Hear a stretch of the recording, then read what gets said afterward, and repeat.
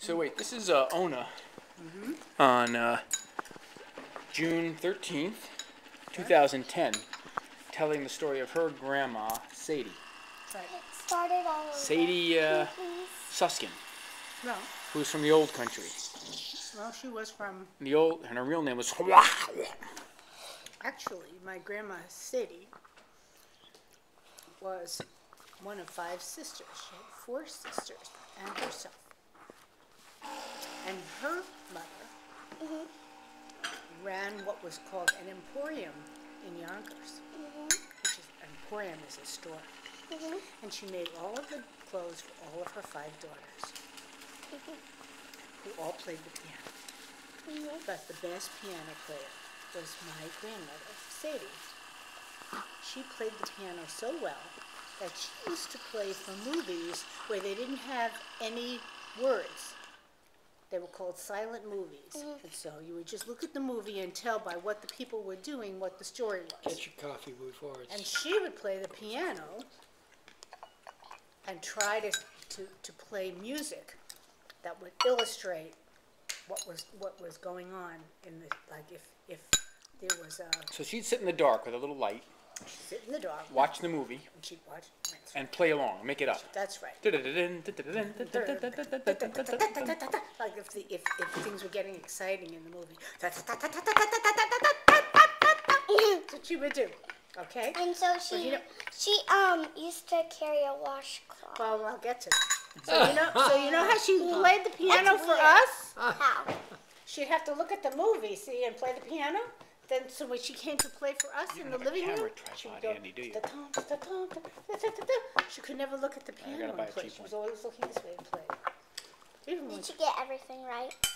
yeah. Almost everything. But I don't She have played the one yet. piano. Her mother, Mom's mother played the piano, right? And my mother played. Mom played the piano. Mhm. Her daughter played the piano. And now her played the piano. granddaughter plays the piano. That's right. You're the only one that plays the piano. The only who? You're the only granddaughter that's playing the piano. Really? You have Really? music in the genes. Yeah. Yep. So I'll tell you about Grandma Sadie. So what the first, when you would go to her house, knock on the door, and she'd open the door, and she'd be standing there with a washcloth.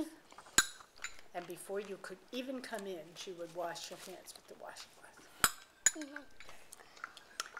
And she made you chew your food 100 times. Now this is true. This is true, 100.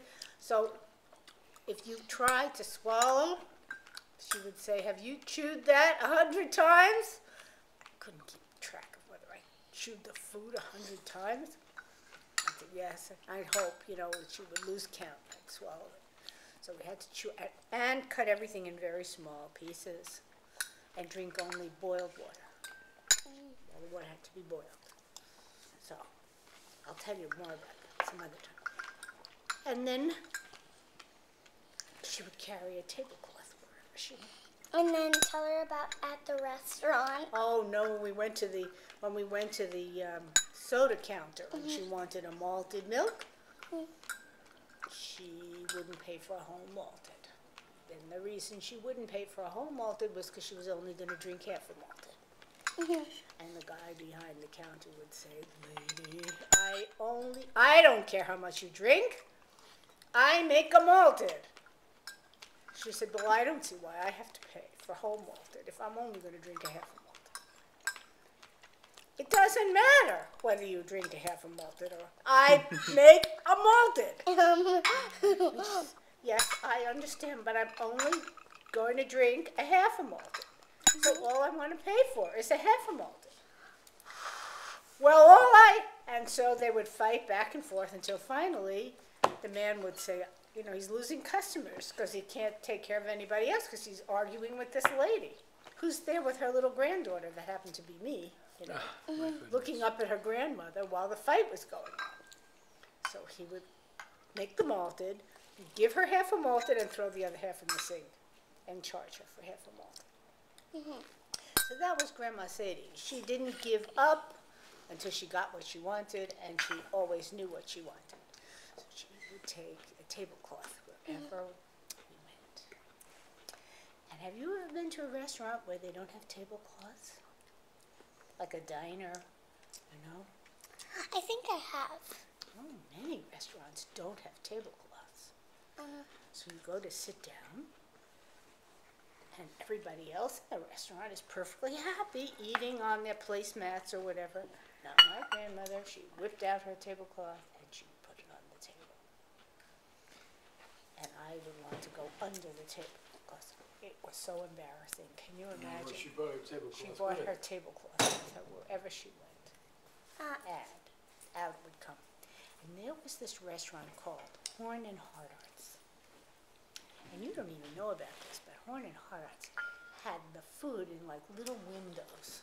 And then you put a nickel in the window, and you could open the window and take out the food.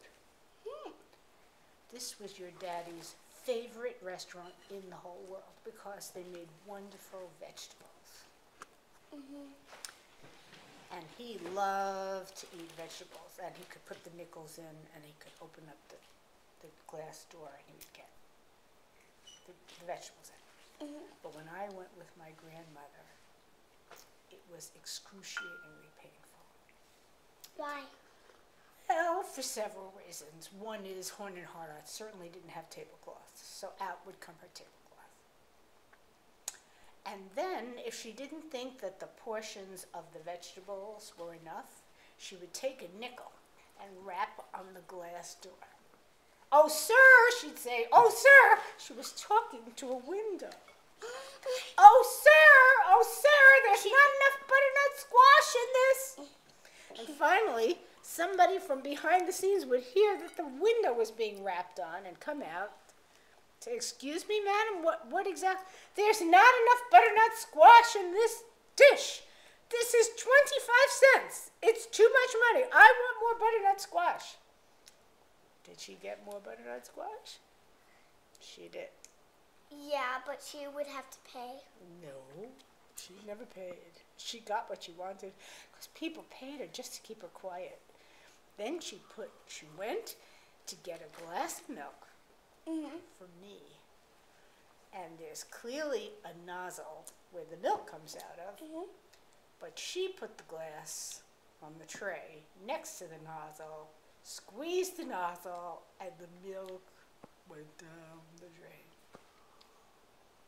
What do you think she did? She yelled and She what? she yelled because she wanted something. Rapped on the nozzle with a nickel. Bing, bing, bing, bing, bing, bing, bing. Rap, rap, rap, rap. I said, "But Grandma, you put the glass in the wrong place." "They should have made it clearer. They didn't make it clear enough. How would you know that you had to put the glass under the nozzle?" I'm thinking, how would you not know? I was a lot younger than she was, and I knew, but she got the man out there, he came out, and she said to him, "There should be a sign to put the glass under the nozzle. I wasted a whole glass of milk, now I've got to spend another nickel. I'm not spending another nickel." What do you think happened? She got what she wanted. She got what she wanted. So I just want you to know you're coming from a long line of women who get what they want. You just remember that. They just get what they want. Even if they have to rap somebody on the head with a nickel. Yeah. What else? Then what else happened? My grandma Sadie, well, some of the things were not so funny.